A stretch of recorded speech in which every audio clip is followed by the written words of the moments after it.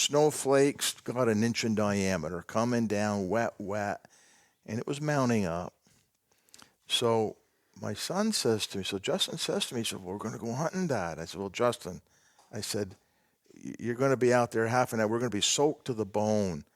And, he was, we kept up. And anyways, he kept after me. Well, come on, come on, Dad, we got to go. And so Rudy, Rotax, he says, why don't you take him? He says, teach him a lesson.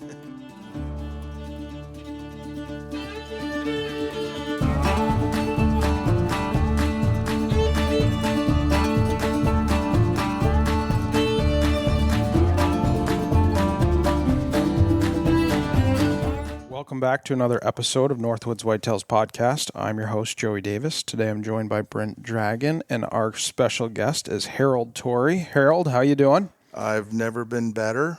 Enjoy having you fellows here tonight. Yes, thank you. This is round 2 of this. Round 2. You got me winded there 2 weeks ago. We had to, I had to throw in the towel for a little while. Yeah. But it's given me a chance to think about some other hunts and some other things. And so we'll see if we can't have fun here for the next hour or so. Yeah, you got a pile of photos here. I come up this afternoon and I went through some of my things and trying to pull out pictures and jog my memory so I could, you'd think you'd remember every one, but I need aids to jog my memory. So I went through kind of a trip down memory lane, looked at a bunch of pictures. My son told me to look into a couple of particular ones, and so I've got a few things. I think I can keep you occupied for a little bit of time. Anyways. I would say so. You'll keep us busy. Yeah. So you've got an article right here. Let's start with this baby. Brent, you want to lead the show with it? Yeah. This is when I first met you, I would say. A long time ago. Yeah, the Whitetail Mounts. I was the up and coming thing that everybody in Vermont had to have. Yeah. And you designed them. I designed them. And actually, one of the instigators to that was Mike Berry. Do you remember Mike? Oh, very well. He had come to me and say I was doing gunsmithing back then, and he had approached me, and another fellow had approached me. Why don't you make us some kind of sight and put a base on our rifle that we can pop our scope off, and then you can put this other sight right back on. It'll be for when it's snowing and raining, and I thought it was so I came up with an idea. I said, you know what, I'm going to make a detachable scope mount, and I'm going to incorporate a peep sight, the aperture sight. I'm going to incorporate it right into the base and have it maybe fold out of the way so a guy can just quickly pop the scope off and flip up his rear sight, and doesn't matter raining or snowing, he'd have a reliable for foul weather and even backup. Even if something happened to your scope, okay? So that was in the late 1980s because I was still at IBM then. And so I went to work on an idea, and I went through a couple of revisions with it, and I finally landed with something that I thought would work. Well, I did a show. I went and, I started selling them. And then, of course, your side of the family, they might as well have bought stock in them. And they worked. They were reliable. Yes, they were. A lot of Vermont, and then guys from New Hampshire and Maine. I sold quite a few of them, and then I got hooked up I don't know how I heard it, but I got a call one day from Charlie Alsheimer. And he says, well, talk to me about this. And he says, I heard about him. You call him the whitetail mount. And I said, yeah, the fellow up at the Kittery Trading Post in Maine. I was doing work, business with him at the time. I was telling him, I said, I don't know if you'd be interested in marketing these or not. He said, well, of course we would be. What are you going to call them? And I said, I don't know. I'm Whitetail Gun Shop. We'll call it the Whitetail Mount. No, that's not what happened. I said, we'll call it the Whitetail Gun Shop Scope Mount. And he short, well, why don't you just call it the Whitetail Mount? I said, okay. And for a while, they carried them. Cody's over in New Hampshire carried them. Shops around Vermont carried them. And I had good success with them. I sold quite a few, and including I did a few rifles for Charlie Alsheimer, set them up. You remember those lightweight rifles that I was doing, pumps? Yeah. Oh, yeah. And You were building your own pumps? yeah, we were modifying them. We were taking a Remington pump, and I was lightening them up. We were doing some stock work and some barrel work, reprofiling the barrel, etc., and kind of doing some work on the rails and the trigger group, and fixing it up so it was a little bit better than when it came out of the box, and topping them with a set of whitetail mounts. And I got so busy.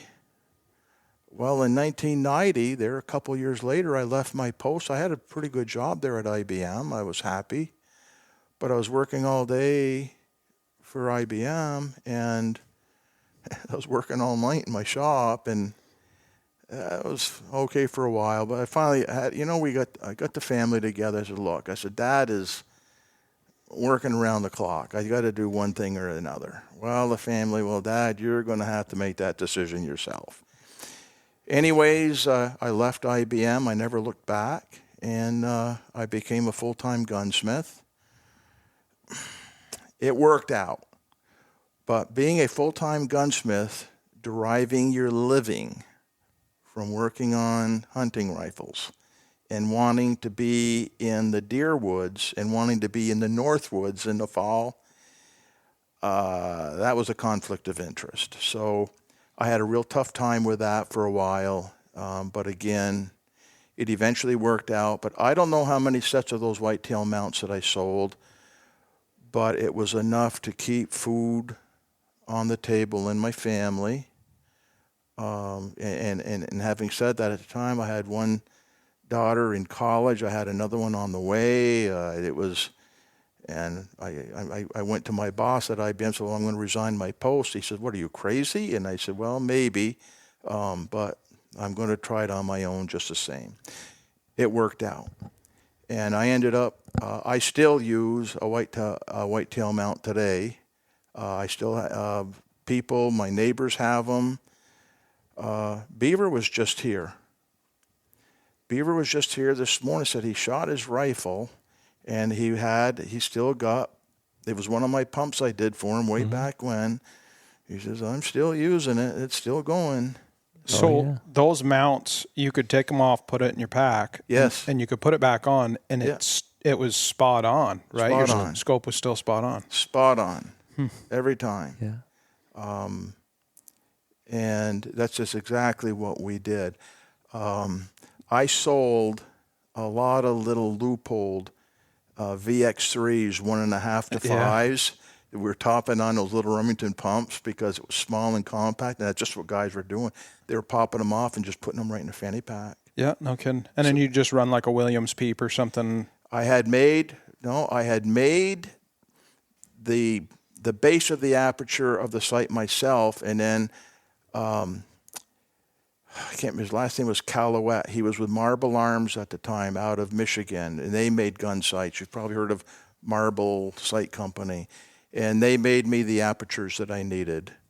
And it would just fold down, put the scope on, take the scope off, flip up the peep, and I had a fiber optic.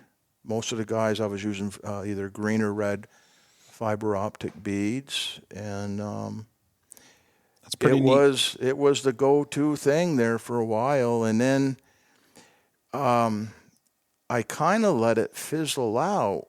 I got, we started getting away from gunsmithing and custom gun work. Started getting back into contract machining. I went down that avenue because the opportunity was there. And, well, 21 or 25 years later, I sold my AS 9100 aerospace company. Full circle, and we're back in the garage again. Working on. Well, now we're building bullets. Yeah. So in the meantime, you were one of the first to start building long-range muzzleloaders, long-range muzzleloaders. That was, again, we were in camp. We were out in Ontario. Brent was there.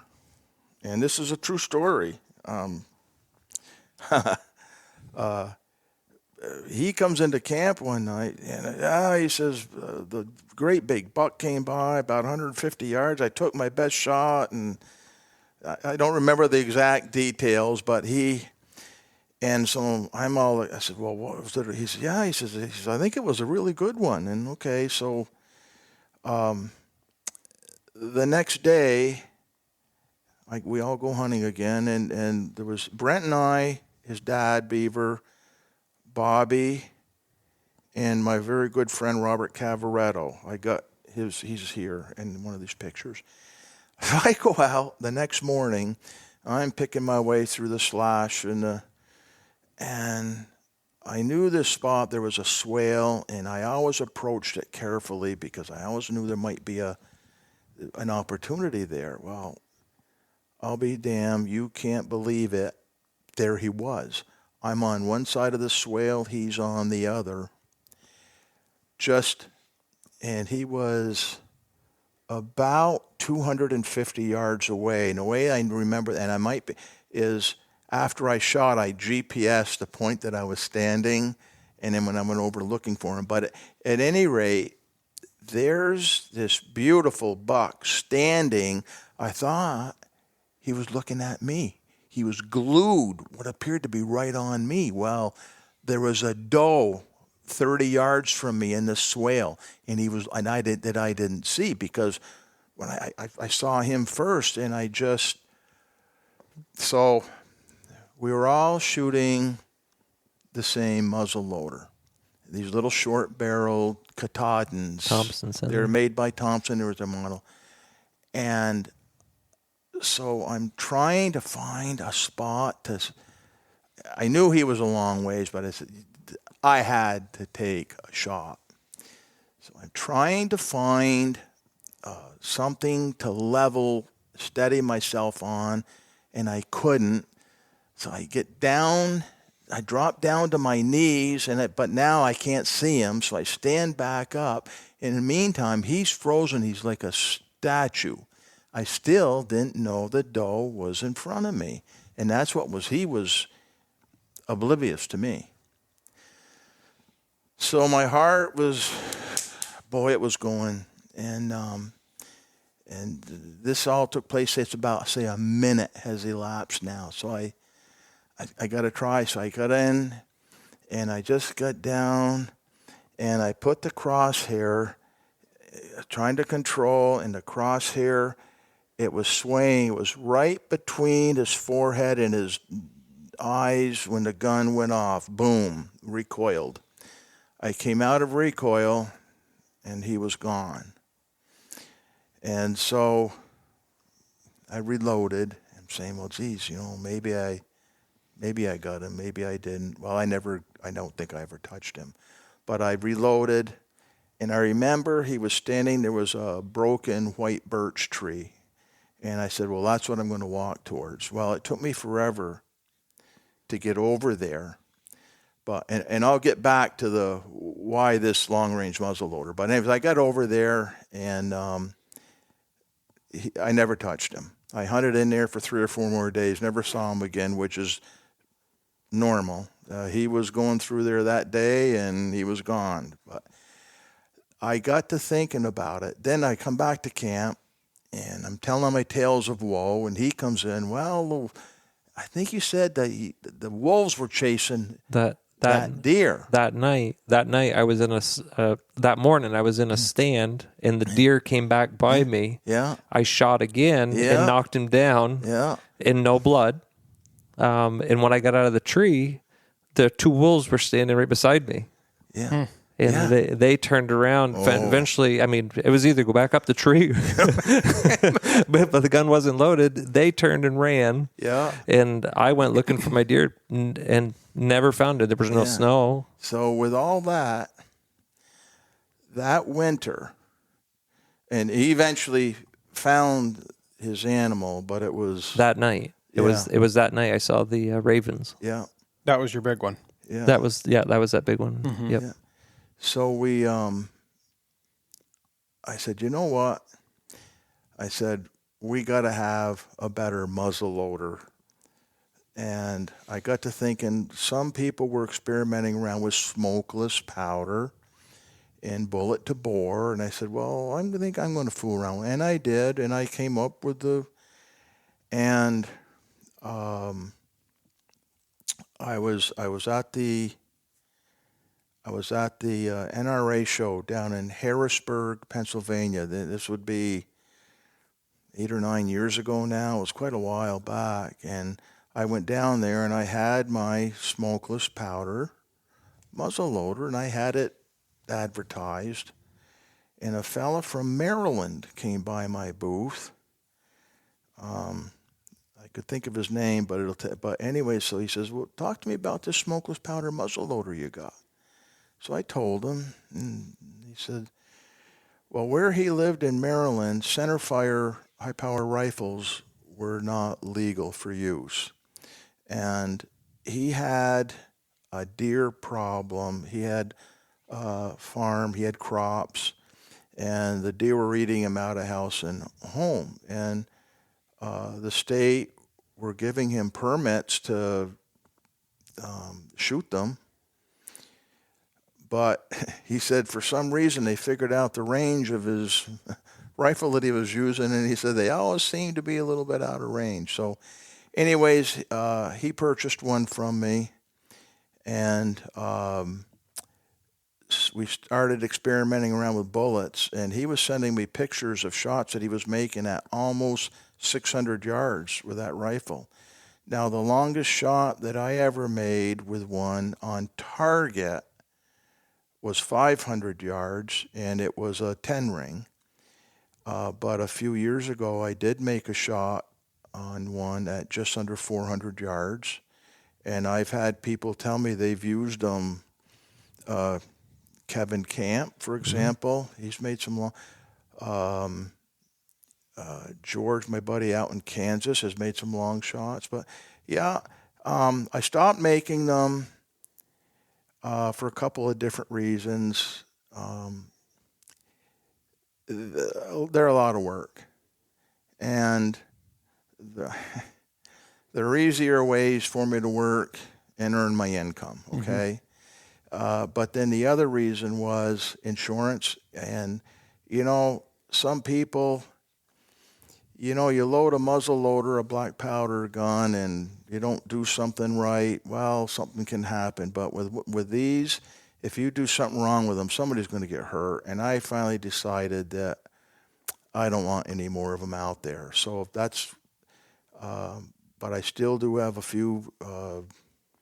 The insurance guy, Pete John. You know Pete Johnson? Sure.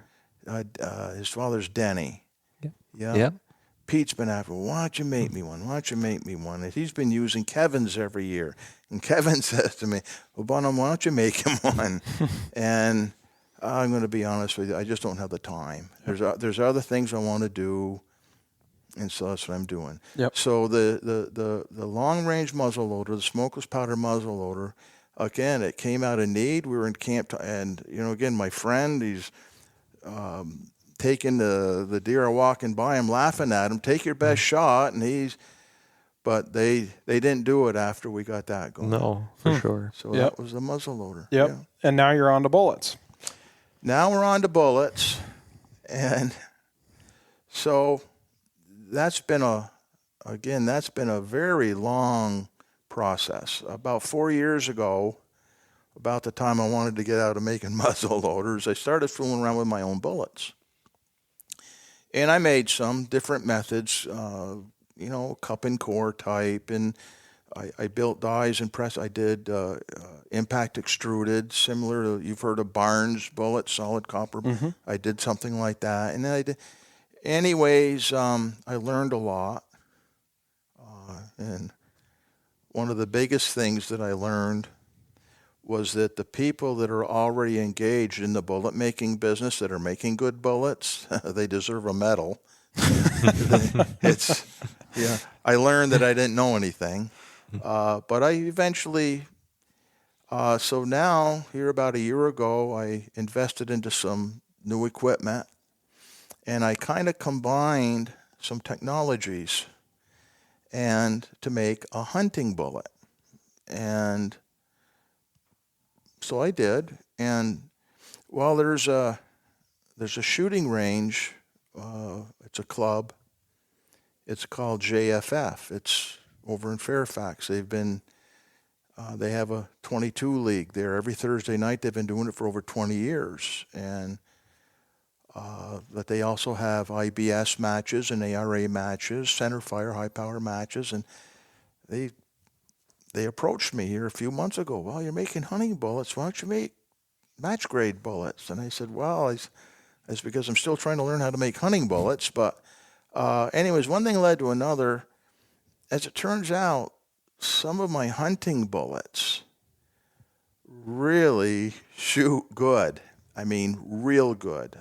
We've had them in competition in Connecticut, Maine, and New Hampshire, and we haven't taken any first places with them yet, but we've been right there with a bullet that's designed to expand on game.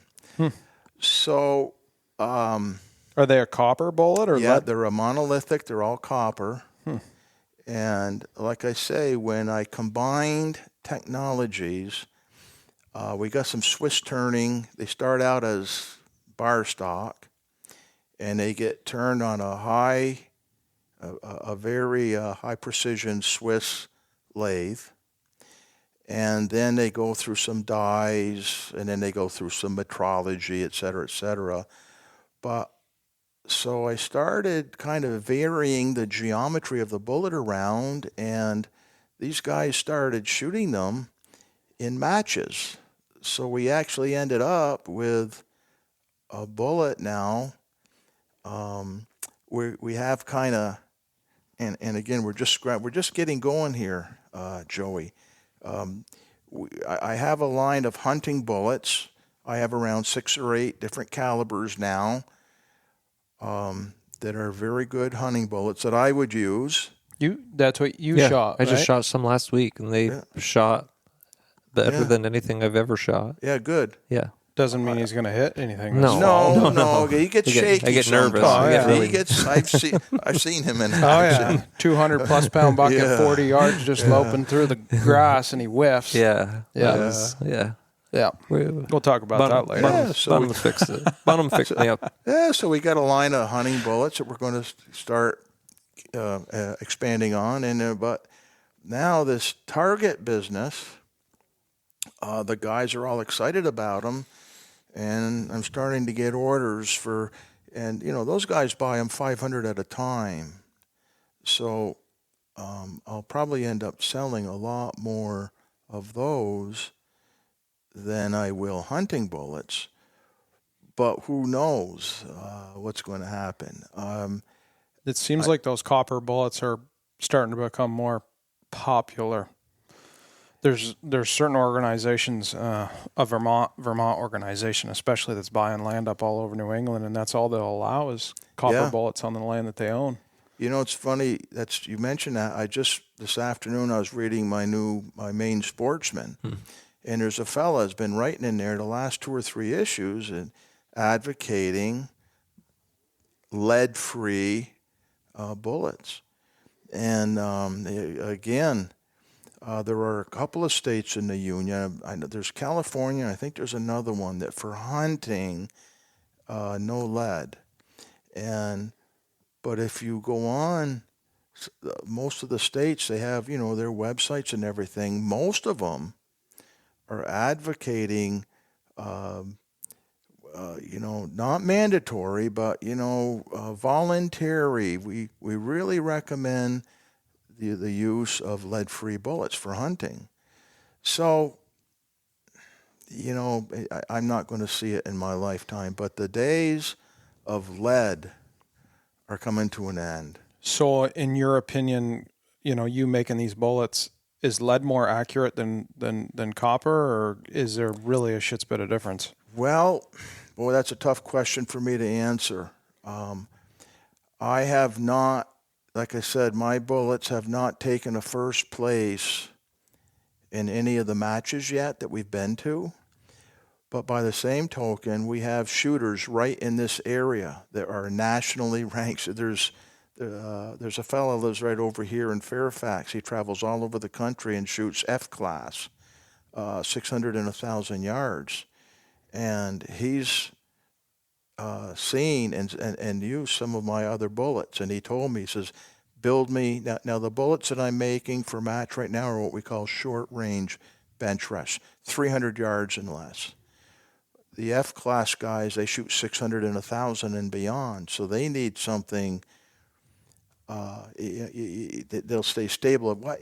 Without getting into the science of it, but what happens once you start shooting out beyond 600-700 yards, the bullet in flight becomes transonic. When that happens, that's an area that the bullet in flight doesn't like. And so you have to design around that. And again, there's another avenue that I have no experience in. So for me to sit here and say, well, my monolithic bullets or anybody's monolithic bullets are more accurate than a copper and lead cup and core bullet, I can't say that. But I can say this, in international F-class, up in Canada, you are not allowed to use a monolithic. It has to be a cup and core bullet. And the theory behind it is that a lathe-turned homogeneous bullet, whether it's made of copper, steel, whatever, but a lathe turn on it is so precise that it could end up being predominantly more accurate. And I must say that, again, in my little bit of experience that I've picked up over the last few years, I've built cup and core and I've built impact extruded, but the bullets that I'm making now are by far more accurate than anything I've ever made in the past. Yeah. Now, one more question on that. What will that copper bullet do in brush? Will it hold together like a lead bullet, or do we know? I could talk another hour on just that. Yeah. The game is up. As soon as I don't care if you're shooting lead bullets, copper and lead bullets, all copper bullets. I don't care if you're shooting balls from your slingshot through the brush. It doesn't matter. As soon as that projectile hits anything, it's up. It's over. It becomes it loses its stability, and it eventually the center of gravity gets out in front of the center of resistance, and the bullet is going to tumble. So, yeah, there's no such a thing, Joey. There's no such a thing as brush busting. You have just as good a chance to get a bullet, a 55 grain bullet at 3,200 feet per second through a hole in the bushes as you do 2,100 foot per second, 35 Remington 200 grain bullet. As soon as that projectile hits anything, it's over. It's going to lose its stability, and depending how far beyond where it lost its stability will determine whether or not you're going to hit your target. That's good info. Yeah. Yeah, you heard it here. I like it. I like it, Harold. Tell me a buck story. Well, we can talk about... I got one for you. Okay, go ahead. I got one for you. It ain't this one. Okay. I want to hear a Vermont story because Seems like everybody lately we're either Yeah. pounding on the Adirondacks, pounding on New Hampshire, pounding on Maine. Tell me a Big Woods, Vermont story. Okay, I can do that. It was a very long time ago. I had a camp right at the base of Bluff Mountain in the town of Morgan. Yeah. You've been by. That camp is still there. Right on 114? Right on 114. As soon as you go headed north, you go through the underpass. Yep. Up around the corner, and it's the first camp in there on the right. Oh, yeah? Yeah. Go through the gate, first one on the right. As soon as you go through the underpass, it's maybe a third of a mile from the underpass, and there's a little driveway that goes into the woods. It's right there. Oh, I know which one you're talking about. It's right there. Yep. I think it was 1981. And the reason I remember that is because I had been in Maine for 2 weeks. I never shot anything. We never got any snow. And it was nearing Thanksgiving, and my son, Justin, was home. We lived in Moncton then. And I had called home on Tuesday night, the week of Thanksgiving, and I said, you know what, I'm coming home. I said, I won't be home for Thanksgiving, but I said, we're going to go to deer camp and end the season in Vermont. So we did just that. So there was just myself, a very, very good friend of mine who's passed away now. His name was Rudolph Rotax. He had a farm down there in Moncton. And my son, Justin. And my wife had fixed us a turkey and a box of everything to go with it, the fixings, and to take to camp. So we got into camp Wednesday night ahead of Thanksgiving, and Thursday morning, Thanksgiving Day, myself and my son was just a little guy then. We started up the mountain. There was still no snow. But we went hunting till about 2 o'clock in the afternoon. We had a great day together. And as we came down off the mountain and we neared the camp, you could see the smoke coming from the wood stove. And when we opened the door, you could smell. My friend had Thanksgiving dinner all laid out for us. And so that was a good event. We went to bed that night, got up 2 o'clock in the morning. It was pouring rain. The rain was coming down like cats and dogs. And I got up, put a couple pieces of wood on the stove, and went back to bed. Well, we got up about 5. It was still raining, and but it had just started to turn to great big snowflakes, but it was mixed rain and snow. Well, it got to be where it should have been breaking daylight, but because of the storm, it was still dark, and the rain now had let up, and it was all great big wet. I mean, snowflakes got an inch in diameter, coming down wet, and it was mounting up. So my son says to me, Justin says to me, he said, well, we're going to go hunting, Dad. I said, well, Justin, I said, you're going to be out there half an hour. We're going to be soaked to the bone. And,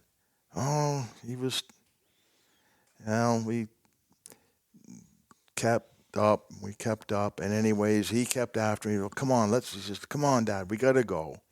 And so Rudy, Rotax, he says, why don't you take him? He says, teach him a lesson. I honestly figured we'd be out there a half an hour, 45 minutes, and everything on us we were going to be drenched. Well, we left the cabin, and it was probably by now 8 o'clock in the morning. You could see now, and we started up Bluff Mountain.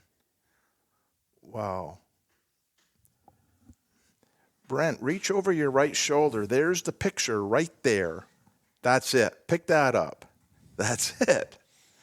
Okay, we started up Bluff Mountain, and as hard as it was snowing, we come across these tracks And I could tell one of them was a buck, and he was probably following the doe. So I said to Justin, I said, boy, look at this, you know. So we started. We didn't follow, and you couldn't make noise. It was so quiet. And the snow was so, visibility might have been 30 yards, 35 yards. It was really snowing hard. And I had my peep sight. I didn't have my scope on my rifle. And we started following. Well, I'll bet you we weren't 5-10 minutes. Well, there's the deer right there. And I was able to get a shot at it, and I got it. So I says, yeah, I'm going to teach my son a lesson. So that was a nice story. We got him out. We were back down to camp in an hour and a half with him. We hung him up. That's the picture right there. How old is Justin in this photo? Maybe 6 or 7. Yeah, he's just a little guy. Yeah. If it was 81, he was born in 75, so he'd be about 6. No kidding. So that was a nice Vermont hunt, and I had spent almost 2 weeks previous to that in Maine to no avail. And he was just a 4-pointer, but he was a nice big chunky deer. Yeah, it looks pretty good size. Yeah, and we got him. And that photo is classic, though. You know, that was a good Vermont hunt. And we stayed another day. Saturday, Rudy wanted to go out, did some hunting, and then Sunday morning we got up. Put the camp away for the winter and drove home, and that was the end of the season. Yep. Did you use that camp much? Quite a bit, because we used to go up. I used to take my 3 kids. We'd all go up and brook trout fishing through the summer. And there were some of the brooks that were coming off from Bluff Mountain that went down into the Ferens River. We'd had some holes where they could get to fairly easily. And I don't know how many brook trout that they caught, but oh my God, so we'd go up quite a bit in the summer, and then in the fall we'd go up do some bird hunting. But my heart was in Maine. Most of my deer hunting was done in Maine after that. I eventually sold the camp. Yep. Because of that. Yep. Yep. And so Maine, did you hunt all over Maine? I mean, yes. You got a buck right here.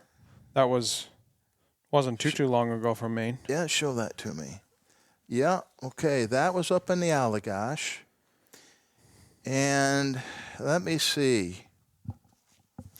It was probably about 4 years ago, maybe. He looks fairly heavy. He was a nice heavy. He didn't go 200. I think he was around 185 or 190 pounds. Yeah, good buck. And I found him. I used to stay at a little cabin up there. C.T. Carl used to stay in the same campground. And Jan and Brenda Sosi. And Jan was an old woodsman. And after I'd been up there a couple years there, he used to, he said, I was over such a place, and boy, there was a lot of deer crossing the road there, and he says, you ought to go over there and check that out. And I did. That was another dry ground buck. I've been fortunate, Joey, in my life. I've shot a fair number of deer on dry ground. Just a lot of it is luck, of course. What were you doing? Were you just poking around? So Jan had told me. He said, "Boy," he said, "there seems to be a lot of deer activity over there." So I drove over and found this spot, and I was all by myself. And I took my rifle, I put it on my shoulder, and I started in. I picked up some tracks right off the road. And as they got into the woods, they started funneling into trails. And the trails were well used. So I spent 2 or 3 days over there just still hunting those trails. And it was fun. I never hunted the same place twice, but I was in this area, maybe a mile and a half area. And I just still hunted all day. I probably didn't walk more than a mile and a half all day long, sneaking and peeking, sometimes sit down and take a nap for 10 minutes. But, and in this one particular morning, I walked right onto him. No kidding. Yeah. And so I cleaned him out, and I drove back to the town of Allagash and got Jan. We got a sled. And I remember when we loaded him into the sled, he really draped over the sled. And Jan said, "Oh, boy, this is a pretty good one, he said. And so it did. He was not 200 pounds, but he was a nice buck. Yeah, nothing wrong with And I that. was It's a good deer. tickled to death to get him. Yeah. It Yep. was a good day. It was a good hunt. Yep, for sure. That's Yeah. what matters. Yeah. Have you hunted a lot up that direction? Yeah, I haven't been up there now, well, since before COVID. Just before COVID, didn't you shoot a pretty good one? I thought you killed one over 200 just before. Yeah, just before COVID. Yes, I did. It was right after I had met you in Kansas. There. Yeah. I'm trying to think, why didn't I get back up there? I think, I don't know, I think maybe we went back out to Ontario maybe or something. Ontario has been good to me over the years. It's had its ups and its downs, but I hunted in the Allagash for 4 or 5 years. I shot 3 bucks up there. One of them was with Todd Burke. You know Todd? Sure. Yeah, he came up, and it was funny. He was hunting, and it was just a 6-pointer, but it was on snow, and I wasn't really tracking them. There was just a bunch of deer in there, and I said, I'm just going to meander around in here, and the buck eventually walked right onto me, and I shot him. Well, Todd had dropped me off, and I had parked my truck, and he had gone down the road a mile or something. Now he was going to hunt, and I was in an awful slough hole. Oh, it was a mess. So we had a signal. We didn't have radios or anything, so I fired the signal to let him know that I had shot a deer. Well, I didn't hear anything back, and I never saw him till 2:00 that afternoon. I had the deer down to the road, and I said, pretty convenient for you. But no, the Allagash, I liked it up there. It's a long way to go. It's cut up terrible. There's been so much logging up there. There's so many roads, and you'll get into a spot, you think you've got it all to yourself. All of a sudden, you step out on a road, and here comes a truck down the road. I ran into that a little bit until I learned more about the area, but I liked it up there. I did a lot of hunting in the Moosehead Lake region and north of Moosehead Lake. I did a lot of hunting right in western Maine off from Beaudry Road, Goldbrook Road. And down the Magalloway watershed, down along the New Hampshire border. There's a lot of deer down there. Yep. I think you guys have been into there, but we travel that.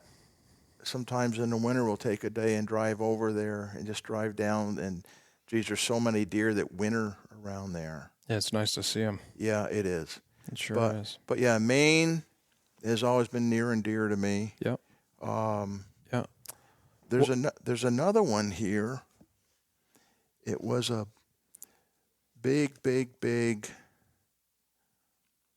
I think it's in that book right over there. But there was a big 6-pointer that I shot years ago. and we were up. Yeah, it is in here. Let me see if I can show you a picture of that. What state was that? Maine. Boy, there was a nice 11-pointer. Boy, look at this one. Isn't that a beauty? Wow. Yeah. But, He would do. yeah. Pretty buck. I was up hunting. There's another 6-pointer. That one was 215. There, right here. This isn't much of a picture, fellas. But that buck right there, I think, went 225, and that was another dry ground buck, up between Moose Mountain and Skinner. There's an Indian reservation. If you go through Skinner, the Passamaquoddies have some tribal land in there, and you're not supposed to go into there. But it was between there and Moose Mountain. And again, I had been in there hunting. I was all alone. I was all by myself. We were staying in the tents back then. And I had been in there for a couple of days. There was big buck sign in there everywhere. A year or two previous, it was rumored that Lane Benoit had shot like a 280-pound buck down in there somewheres. And I don't know that he did or that he didn't, but what I was seeing in there for sign, it kept me going in there. And so, sure enough, I got in there one morning early, and he had just come away from a scrape. And I've had good luck around scrapes, spotting them and knowing he was just here. And you really can smell him, and it lingers there. You know he's close. And I was able to follow it, and I jumped him. I heard him go, but I never saw him. So I stayed right with him. I kept going. I kept right going. If I'd have been going any faster, I think I would have ran right into him. He stopped and turned around, and I almost ran right into him. And the rest is history. Yeah. That's a good buck. That was a good buck. He was over, I think he was right around 225. Yeah. That's a good one. You ever hunt the Adirondacks much? Yep. I have a picture here for you guys from the Adirondacks. I just had it. You might have picked it up. You might have not. Is it in this stack? He's in the water. Oh, I didn't see him. I was dragging him across the river. But that was a buck. That was a hunt. Well, here's another Adirondack. This one here I shot. That's a nice Adirondack buck right there. Yep, that's a beautiful buck. And the woods over there are beautiful. But I had shot. I was hunting over there with my buddy Charlie. And we had a camper that we used to drag into, what's that road? It goes into there's some Rockefeller property over in there. Ampersand Mountain is in that region. And we were hunting over in there, and we had actually crossed the Ampersand River to get up into this area that we were hunting. And we had put a rope across the river so we could hold it. We had to wear our high boots, and we would hold our balance across the river, and we'd go hunting. And so this was a story where my scope mount came in handy. The day before, I had opened up the truck door in the passenger side, and my rifle happened to be leaning against. The rifle fell down, smashed the scope, and okay. I just pulled the scope off. I left it in camp, and I hunted with the peep sight. And so we went out that. It was a day or two after that. So I had been over there. I had been hunting with the peep sight. And that morning, Charlie and I crossed the Ampersand River, and he went one way and I went the other. And it was about 10 o'clock in the morning, I heard him shooting, and he had shot a buck. And because I heard him fire the signal. And the plan was, if you hear the signal, just mark down what time it is, and if you're anywhere near, come. But if not, we'll go back tomorrow and get it. So I heard him shooting, and I said, you know what? I said, the day is still pretty young. I'm going to keep hunting. So I did, and I had gone up over what we called Hill 562. And I had gotten up on there, and there was a little bit of snow. And you could see where the deer had been meandering around and such. And I remember it was really cold. My toes were frozen, and God, I was shivering, and I got to move. But I was trying to move and stay quiet, but again, cold, crunchy leaves. I was making a lot of noise, so I tried to do more looking than moving. And anyways, it was about 1 o'clock in the afternoon, and I was just starting to think, well, you know what? I could walk towards my buddy and help him drag his deer, and that'd be a good way for me to warm up. Well, just then, way off, as far as you could see in the hardwoods, I see something moving. So I waited. Oh, it's a deer. And it kept coming, and it kept coming. Well, it's a buck. And when he got about 60 yards from me, I leaned against the tree, and I put my bead on him, and I got him. And that was an Adirondack, and it was kind of neat. We got Charlie's deer out that night. I met him down at the river. We went back and got his deer, and then the next morning we went in and got mine and got him out. But it was fun in camp that night because he was a big guy on deer camp history, and he said it's rare two buddies shoot a buck the same day and everything. And again, it was a fun night in camp. Just the two of us. We were the two biggest shots in the Adirondacks that night. That's a good story. Yeah. That's a good hunt. And then another Adirondack hunt, that was actually this deer here. And I'll find that picture of the one in the river. I thought I had pulled it out, but another year we were hunting over in there, and I was back up on what we called Hill 562. And I was actually tracking a big buck. And we had come up, and I had got around behind 562. I was right in the basin to Ampersand Mountain.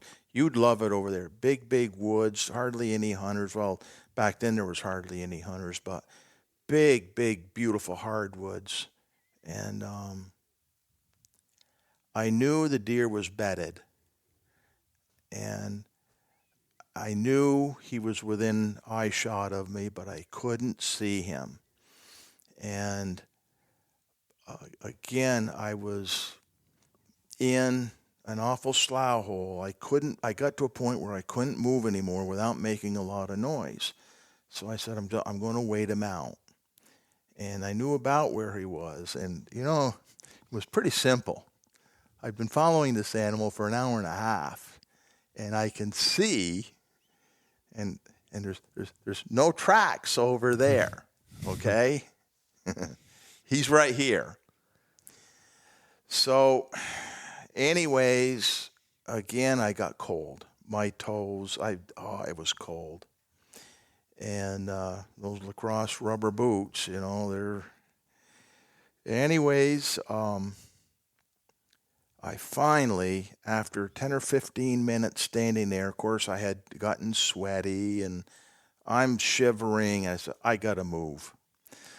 So I didn't take 2 steps, and up he comes, big gray face, big gray antlers, and he went down the mountain like a freight train, and up I come. I got a bead into his rump. Boom, I got one shot.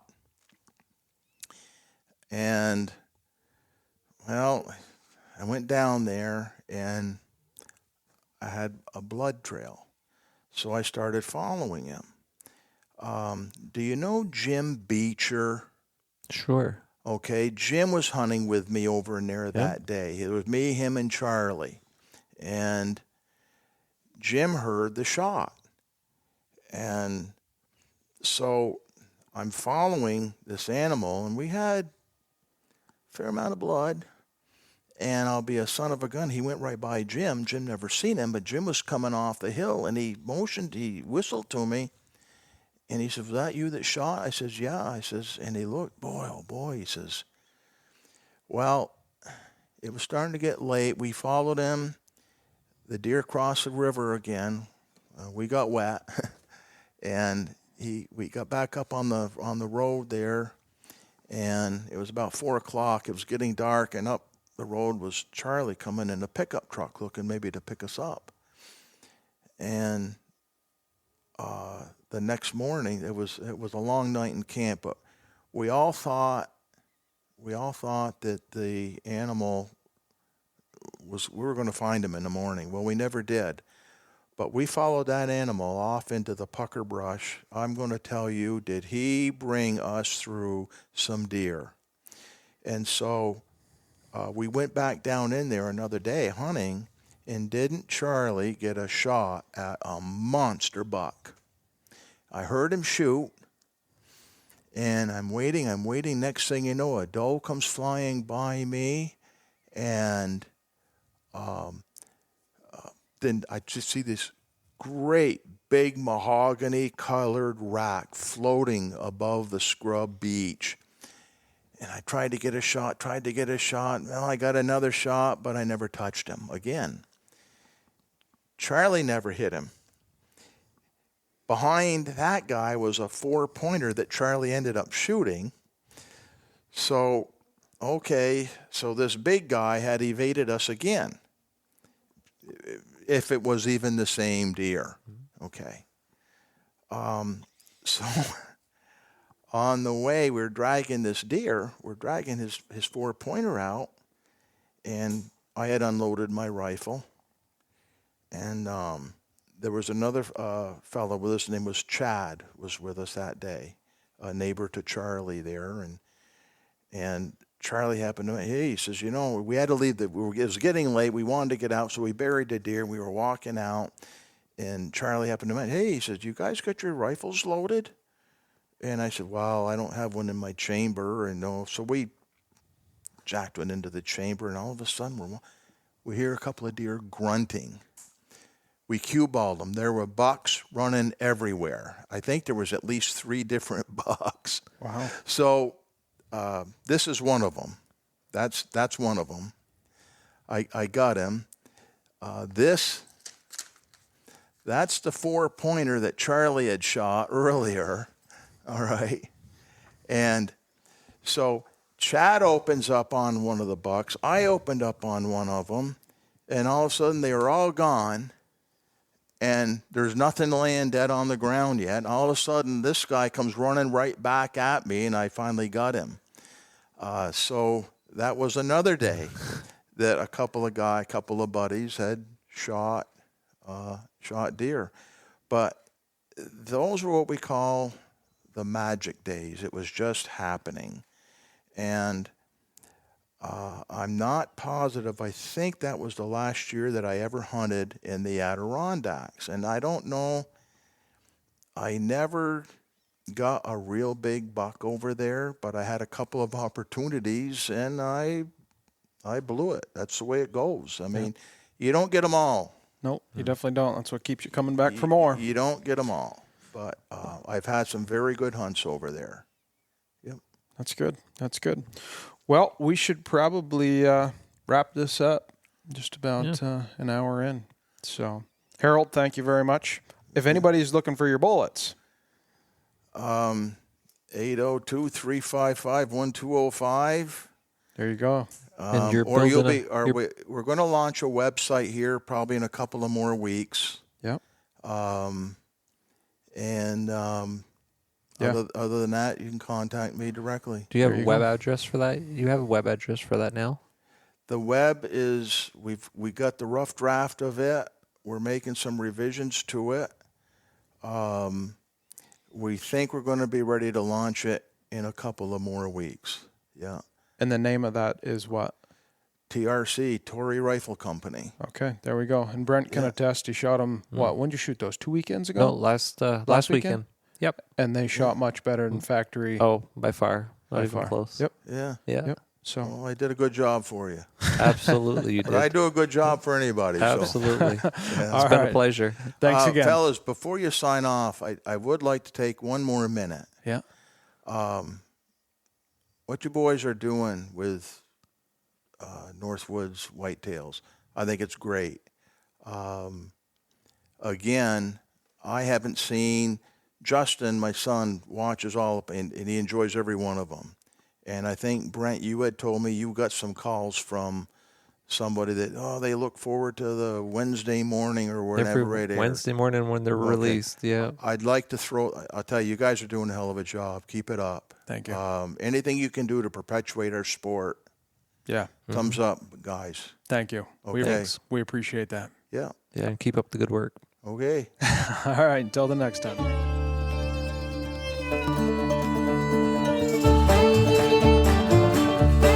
Thank you.